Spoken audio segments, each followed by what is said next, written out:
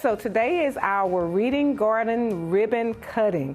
This has been an event that we've been building up to. We've had quite a few individuals and organizations that have contributed to helping us get this reading garden off the ground.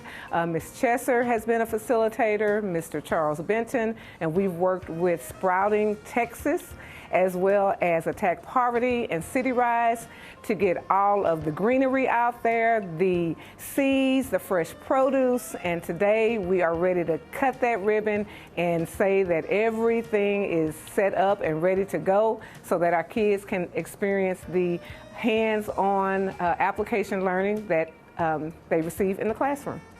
So Sprouting Texas is a statewide initiative to bring school gardens to Texas schools.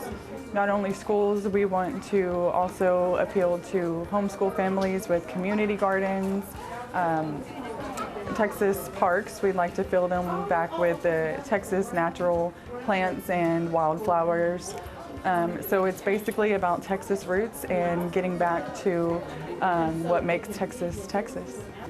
So Ms. Chesser reached out to Sprouting Texas. She had a couple plants that she was growing and needed some advice, and when she learned more about our organization, she asked if we could partner, and it turned into a great adventure between the two of us. We are able to have a pilot garden in real time to see the real feedback from the kids and what they enjoy and what they like to grow, what they like to eat, that sort of thing, to form a better foundation for the statewide initiative. Students work on such skills as parts of a plant. They learn about how to take care and cultivate plants, what plants need to grow, as well as it's teaching them responsibility, so it's character building. Each grade level has a tub that they're responsible for, and they get to go out there and actually pull the items that have grown. We've had bell peppers, we have had tomatoes, I think it's some beets out there. We just planted some watermelon. We have a lemon tree back there.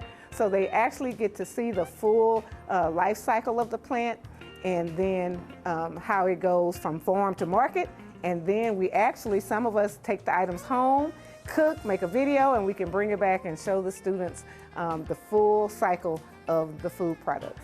Having the reading garden is also a great way for us to integrate our STEM concepts, because of course gardening is part of science and engineering, because the students saw how the garden was constructed and what pieces are needed out there to help the plants grow fully. So again, it's a great way to integrate our STEM concepts as well.